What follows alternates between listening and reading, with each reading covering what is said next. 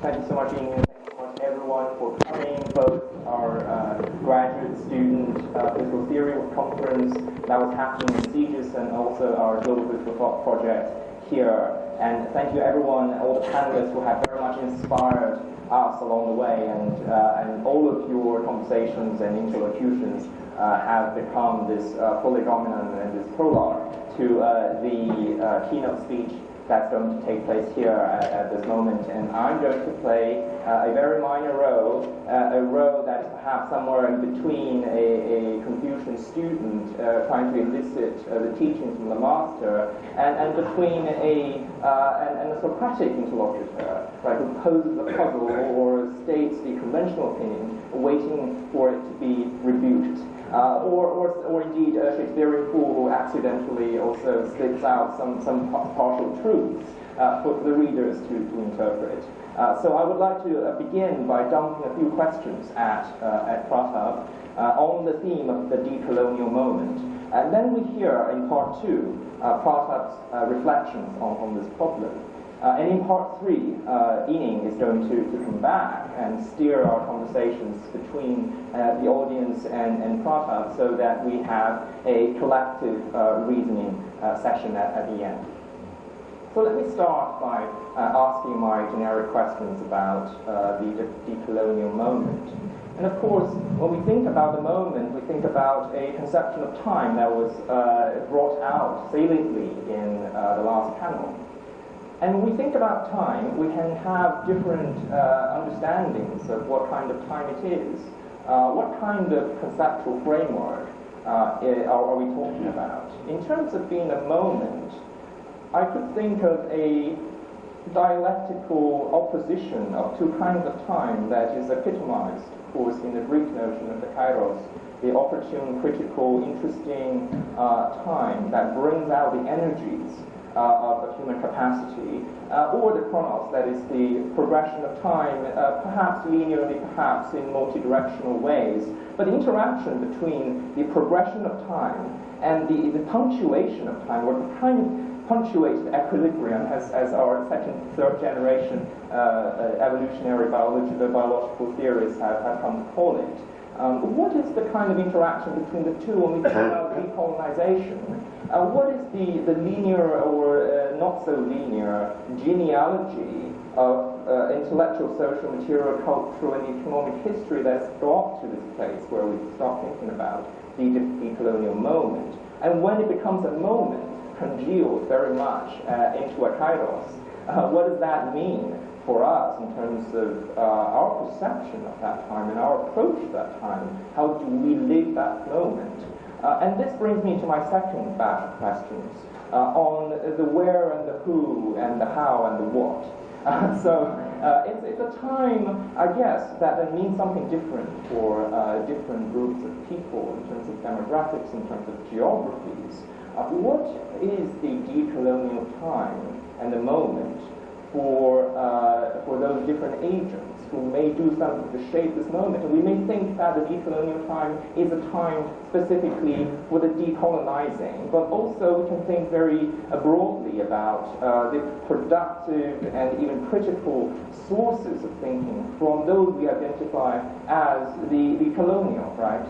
So I guess in the past 1 or 2 decades, political theory has approached this problem also in different ways. We have been mining for those resources from within what we sometimes call a Western canon, right? We start thinking about Hobbes and the international theory within Hobbes. We start thinking Locke and treaties and Locke on empire. We start thinking about and Rousseau's attitude toward the revolutions, and we start thinking also about the very inseparability of Western theory and the context of imperial expansions and the very expansions of the spaces of human reasoning and political actions, right? So what is the relationship between these different layers of agency?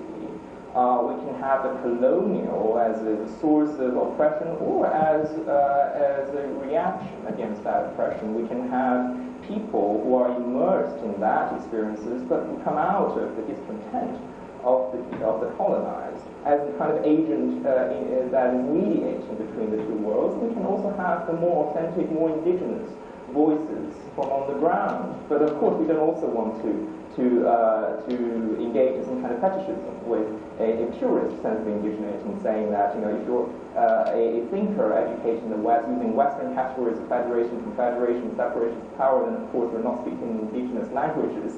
But we do also have more indigenous voices, and they can be also used to think critically about this present moment. So now, with the agency question having been asked, I'd like to ask of you about the space for political actions, and what is actionable and what is not actionable. And that's very much the question that was being posed in response to academic papers, in terms of what we can do alternatively. And I identified 3 arenas where we can possibly do something. Please let me know what you think we should do. The first arena, of course, is in the enterprise of national strategies on the part of the former colonies to reshape the world order, right? That is the interest of political theories now. How do we remake the world order? But then the challenge there, it seems to me, is that there are only so many constitutional forms and political regime types that we can resort to, and it does not seem as if decades after we first voiced our fervent aspiration for decolonization, we have been quite capable of imagining alternative constitutional forms, alternative regime types. We're stuck with some quite antiquated forms of organizing ourselves into polities, into communities, and even with a multi-layered kind of society, with subspaces of politics, with some administrative zones, with some devolution of political power. It does not seem as if we're quite there in terms of political imagination. The second realm is the political economic realm, which also came out in our previous panels. And there, it seems to me that we not only failed to, as was pointed out in the previous panel, to decolonize the economy in terms of reducing the dependence of the colonized economies, but also we face very drastically different problems these days. We have productive vanguards engaged in highly capital-intensive, highly knowledge-intensive kinds of economic productions within clusters that are dispersed across the world. So it's not just a simple dichotomy between the Silicon Valley and the emerging markets. It's also cities in India, cities in China, and even emerging trade hubs and technological hubs from within Africa, and the rest of the productive rearguards, even from within those countries. So we have a cross-sectorial kind of dichotomy of labor, and the nature of labor, of course, is changing very fast. Traditional ways of thinking about labor, syndicalism, how do we do with Fordism, what do we do in terms of de-alienating people's relationship with the work they do not seem to be catching up with the reality of the knowledge economy. So that's the second challenge. And the third challenge is that it does not seem as if we can even take political actions anymore, right? The traditional arenas of politics, whether it is the stages on which we debate in the Athenian Assembly, or if it is the representative democracy and parliamentary democracy that channel our political energies, do not seem to be either responsive or effectual in terms of bringing out transformative politics, right? Well, transformative politics is always dependent on crisis, and we do something during the crisis, but even with our crisis, there are many crises happening on a daily basis. We do not seem to be transforming ourselves in response to those crises, and we don't even imagine that without crisis we can think anything alternatively about what we should do. So one response, of course, as we talked about before, is that we can retreat into the inner self, and now that the only kind of political decision we can make and assert and then effectuate is to reshape our identity. And of course, there are vibrant debates over identity politics in various ways that has been defined as a term. But it does seem to be the case that we have increasingly reduced the space for politics, and we're now shrinking into an increasingly smaller kind of space for politics. So those are the three arenas where I thought that political actions could take place, but I don't see it taking place. Right, so my question went from what the moment is, what kind of time it is, and what it means for whom, in where, and how, and since when. Now to what can we do, and what is one? If you see these arenas as can be, maybe we can rejuvenate some kind of political energies, but I don't see how and what. So please enlighten us with your research. Thank you.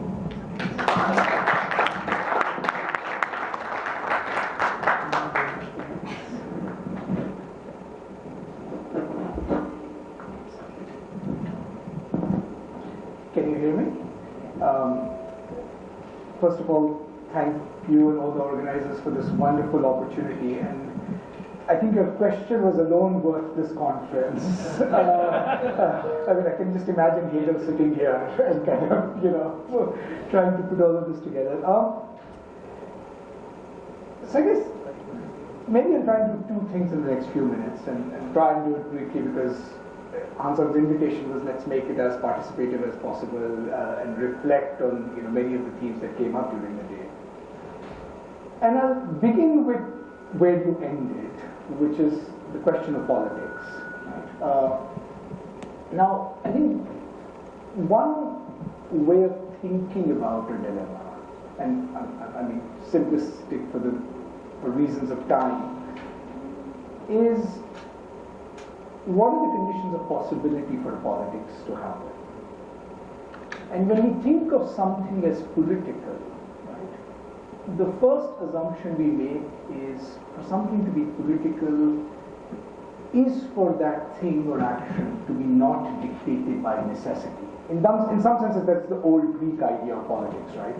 When you're in the realm of necessity, you're not in the realm of the political in some senses, right?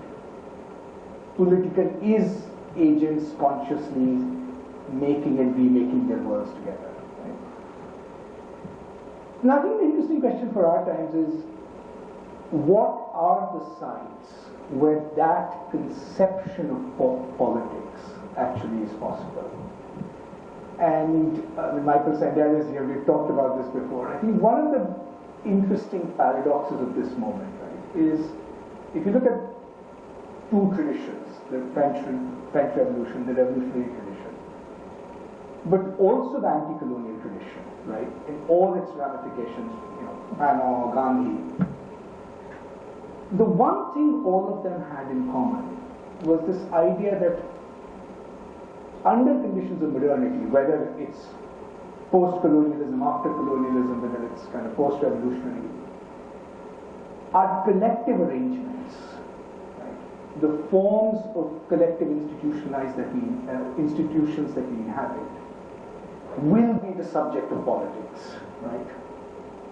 What form of politics we can debate, but that's the site at which citizens, national publics come together to make and remake their social world based on some conceptions of justice or some shared sort of moral ideas. One of the interesting things that has, I think, happened at our conjuncture is that we have much more readily accepted the idea that what used to be areas that we used to think were governed by necessity, namely the dictates of nature, the natural world itself, is actually subject to radical remaking. We re-engineer the planet radically. We are re-engineering our genes, we can re-engineer ourselves in all kinds of interesting ways, right? So that's one area where there's a lot of remaking happening. There's a second area where there's a lot of remaking happening, which is, and I think this goes to your question of identity politics, why identity politics is so important in this moment, where there was a set of categories through which we defined ourselves. And again, being simplistic, think of gender, you think of caste, you think of race, which were given naturalized formations under conditions of modernity. These are just, cultural essences. These are, and what made them, in a sense, people. Right? And one area where we had a lot of success is, in a sense, denaturalizing those categories. that the terms in which we now express ourselves are actually products of our self-definition. They're not products of objective classifications that can be validated as if they were corresponding to some natural scheme, right? And it's not an accident that this is the area where actually most of our politics is concentrated, in some senses. But that third and most vital arena of modernity, right, which is the anti-colonial tradition, the revolutionary tradition, which is what are the two political forms that have acquired a quasi-naturalized status for us? The nation state and capitalism, right? It's incredible, almost every argument we make about either the capitalism or nation state form ends somewhere with a gesture, these are necessary, right? Right? And once you declare them to be necessary in some senses, by some logic, right? It's technocratic logic of economic efficiency or some other logic. At one level, you are actually taking them out of the realm of politics as the promise of politics are understood actually meant, right? So when people say a lot, why is there a lot of identity politics, can't be returned to class politics? To me, one, of course, there is a lot of identity politics that is actually quite necessary, quite important for the reasons I just outlined. But another level, it is actually, I think, a symptom of this predicament. That these are the only sites where we actually think politics in that very crude sense of overcoming necessity or our necessary identities, right, is actually possible.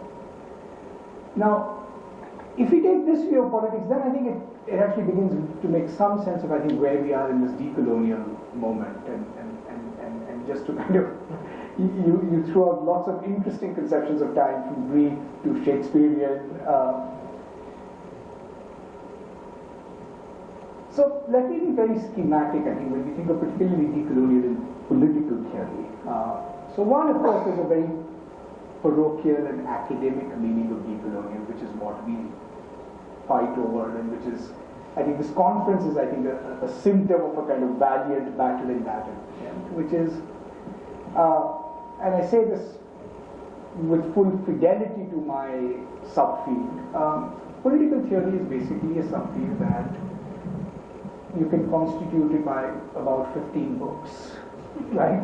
Maybe 15 might be a too generous number if you started probing it, right? Others are variations on that theme. It's and that's its beauty. I think there's something nicely eternal about political theory in that sense that we actually still unflinchingly pick up Plato as if he were a contemporary. Actually, I think there's something special about a conception of time in our field, in a way which drives historians crazy, but that's okay. That's a.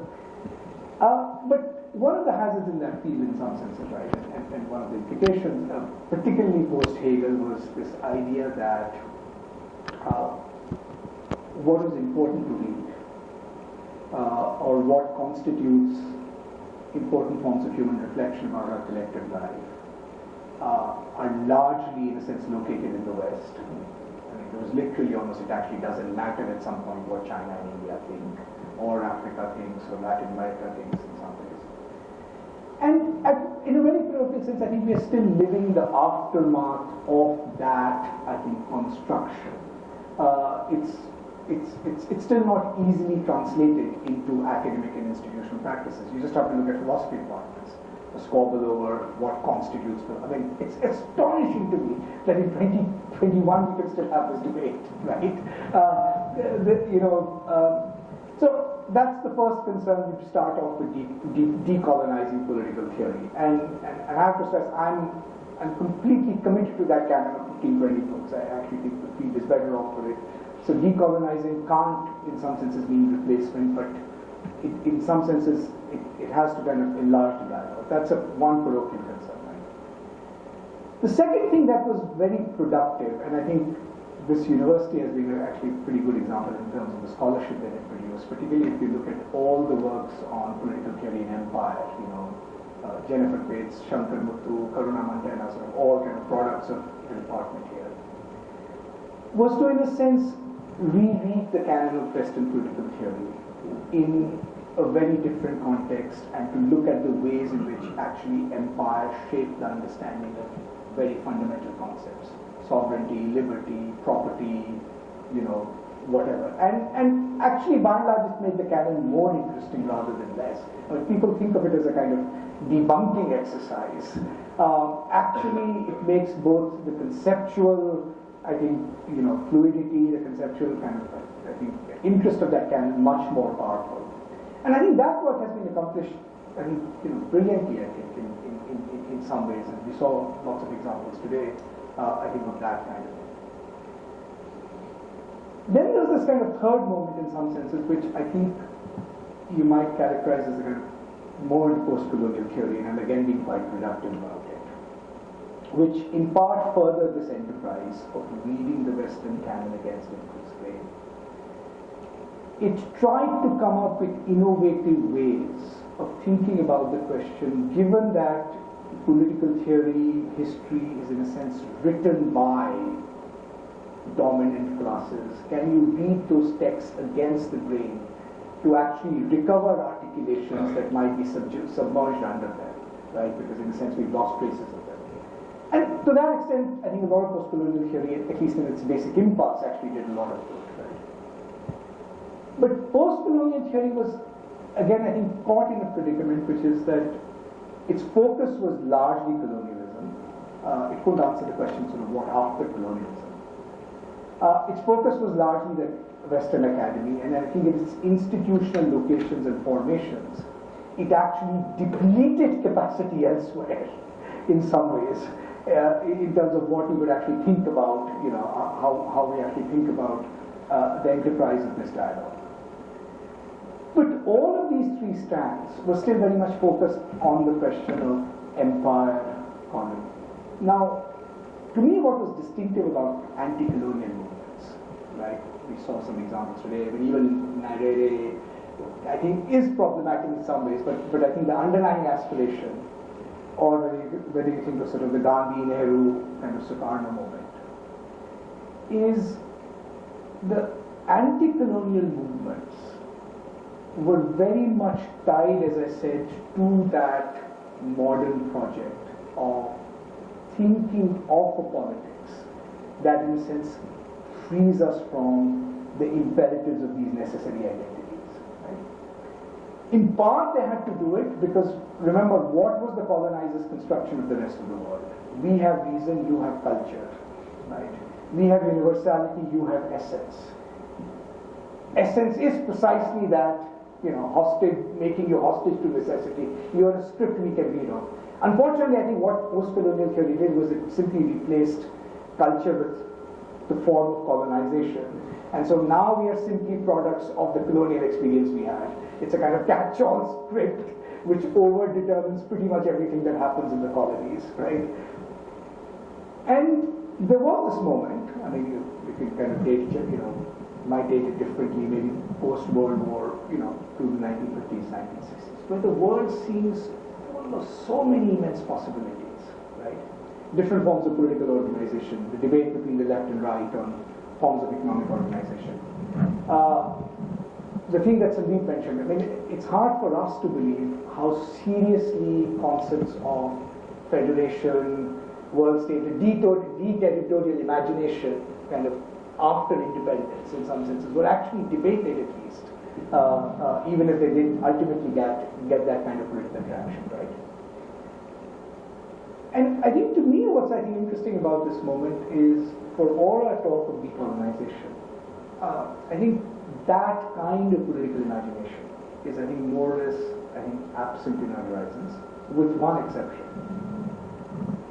The one exception has to, in a sense, be to ask the question, who right now in the world order claims to be carrying the mantle of decolonization? The answers you will get is Mr. Putin, Mr. Xi, Mr. Modi, Mr. Erdogan. Now there's a cautionary tale in this. The cautionary tale is, one, how easily they have appropriated the decolonial aspiration. And they use the word decolonial consistently. It's not just kind of by inference. One of the best-selling books in India last year is a book by BJP thinker J. Sai Deepak, which is entirely in a sense about decolonial. Right? What are the ingredients of this decolonial movement? We will destabilize Western hegemony, and the first priority of decolonialism is actually destabilizing it. Everything else is, in a sense, secondary to it. Human rights, Ukrainian lives, Yemenis lives, that's all second order, right? Okay. There's a second conception at work here, which is, without saying it explicitly, or the Putin says it explicitly, there is a understanding, although they all speak the language of sovereignty, and because it's quite strategically convenient, there is a attempt to, in some senses, destabilize the Westphalian UN system in some senses as we know it. They are all talking about zones of influence. Let's recreate the Middle Kingdom, let's recreate Greater Russia, let's create, in a sense, Greater Hindu civilization, Neo-Ottomanism. I mean, these are serious decolonial political categories, right?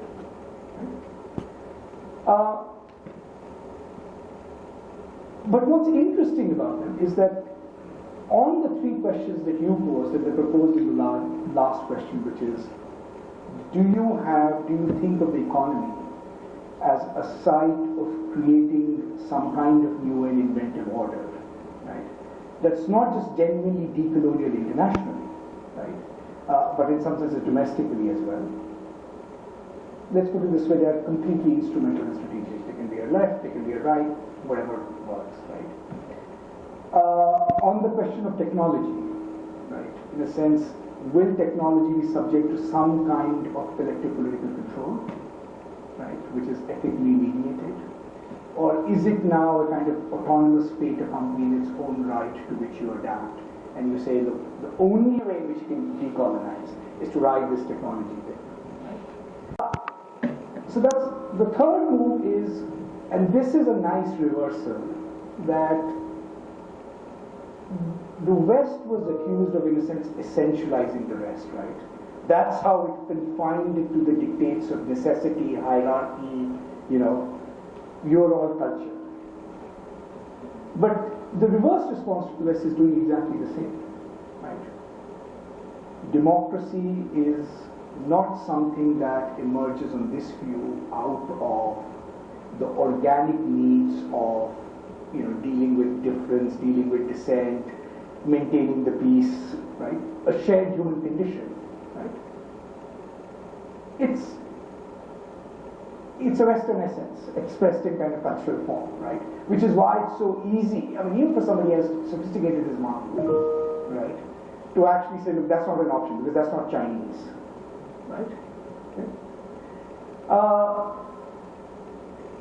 The call in India now, in a sense, to recreate a dharmic civilization, whatever that means. We can talk about all that dharmic actually means is demographic dominance and prejudice against minorities. But, right, the resonance of, in some senses, that language, that what we have, in a sense, inherited is a script from the West, which we, in some senses, need to push back against. But without that underlying sense of politics in the old way which we talked about, right, post-French Revolution stuff, all it becomes is a kind of gesture, right, where you say, where can I assert my politics, right? Who can I beat up, roughly speaking? That's how what it kind of translates to. Because that's the only place where I can say to myself, I'm free of the dictates of that necessity. So, to me, I think the interesting question, I'm putting it simplistically, poetically, which is, A, is decolonization even possible? B, should we even be talking about it anymore? Right? Or should we, in a sense, return to the world that Navarrete was actually, that was articulated very well in that panel, right? Where, he goes and sees a bunch of kings and he says, hey, this is a common predicament. You have monarchs, we have monarchs. Right? You have a succession problem, we have a succession problem. He did not start off with the presumption of incommensurability. Right? What was interesting about that paper was exactly that, right? That I'm a Christian, you're a Confucian. He saw monarch to monarch, there's a bridge, right? How do we create... Alistair McIntyre has this nice phrase that, the best readings are a second first reading of a text. And maybe instead of going through all this kind of apparatus, we've sort of exhausted it, post-colonial theory, deconstructing the text. We actually now need to return to a kind of naive second first reading of what our common political predicament as a single planet is. Sorry for a long answer, but you.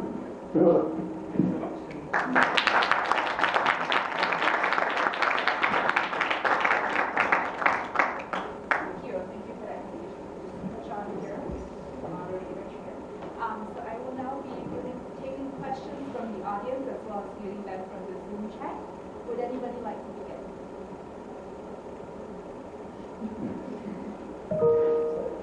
David? Yeah.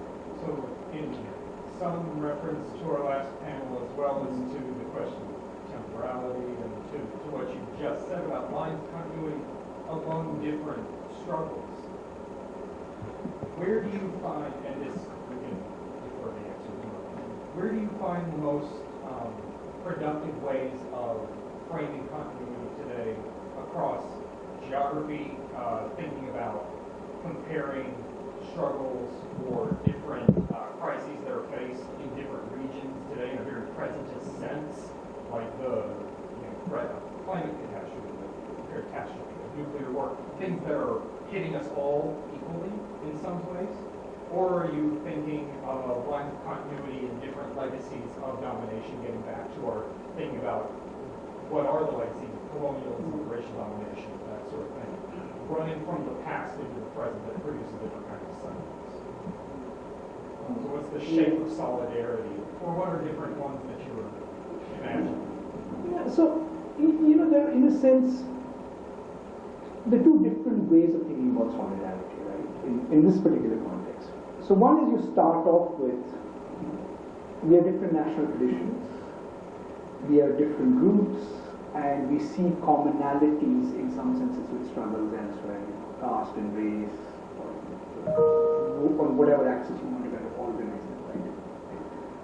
And there is something to that in some sense. I think it's both analytically and politically, in a sense, productive. But I think on this one analytical point and one moral point in some sense, I think so. So the analytical point is, given that what we have experienced for, in a sense, so much of the 19th, 20th century, right, seems to take similar forms, even if there are variations, local variations inflected by particular histories, across the world simultaneously. I mean, when Charlie Mayer wrote, for example, about the age of territoriality, right? There's a kind of global phenomenon in some senses. When we are now talking about populism as a global phenomenon in some senses, again with interesting local variations, social basis, but the broad contours, right, seem similar, right? When we are talking about this reintroduction of a discourse of civilizational states simultaneously in different geographies, right?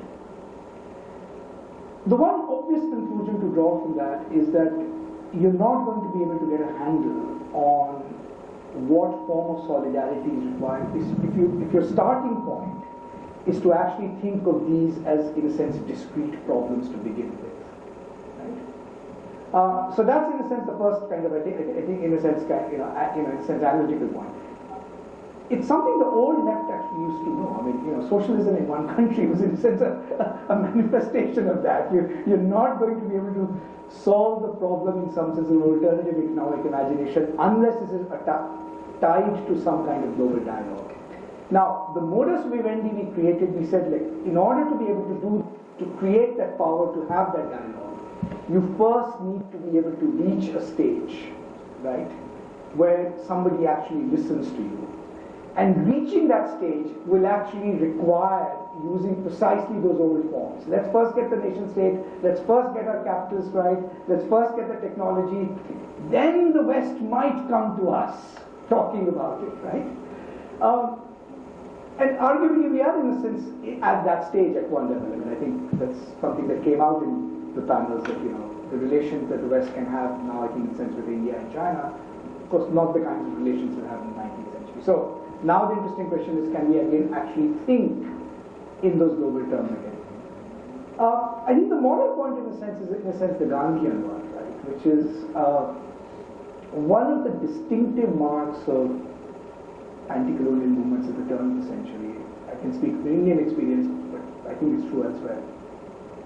Is its resolute insistence on three things.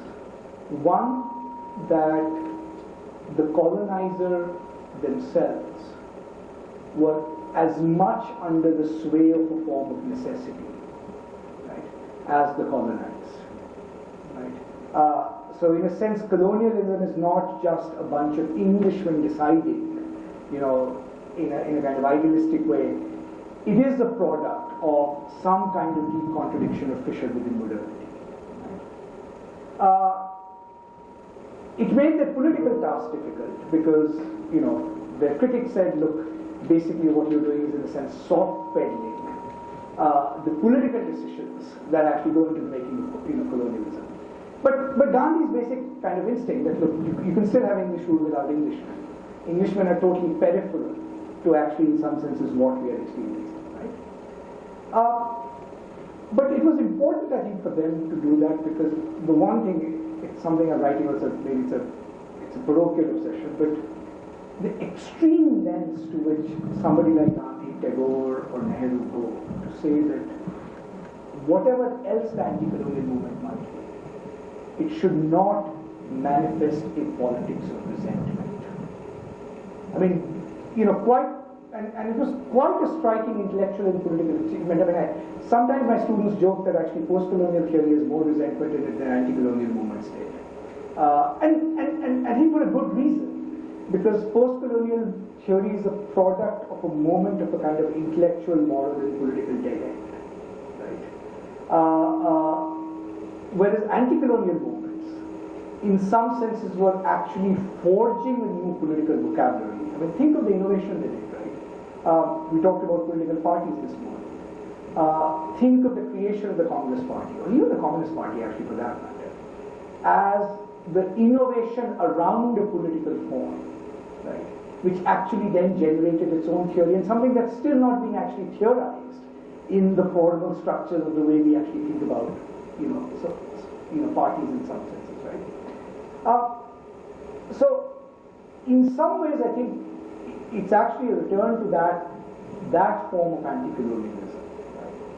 Which both can see the fact of domination, but actually doesn't walk away from the shared condition, saying the answer to an essentialism must, in a sense, be another essentialism, right? Which is actually, ironically, I think the interesting question to ask is why that tendency is deeper now. You would have thought that nationalism of that essentialist kind, right, would actually have weakened, but it's coming back, I think, much more strongly. My name is Kanji. I am from biology department. Both of you spoke very eloquently. And my question to you is, in spite of these verdicts, decolonial, anti-colonial, my belief, since I came from India, my belief is, unless the basic necessity of common man is met, so now the common man, all these concepts may be totally irrelevant. For example, in late 1860s, probably you may remember that there was famine, great famine in Bengal, and that led the East India Company to sell tea in US. That led to the Boston Tea Party. And again, in late 1960s, 100 years later, there was a kind of famine in India due to rainfall failure, and that made Mrs. Gandhi to ask help from Lyndon Johnson for the weaving. So for common man in India again, these words didn't matter at all. So my question to you is, do these things, these wordings, do they matter, these concepts, as long as the common man is able to have the basic necessities? Like recently there was a question to Prime Minister Modi about climate change. And Mr. Modi made it very clear, he will keep burning coal because most people in India do not have electricity.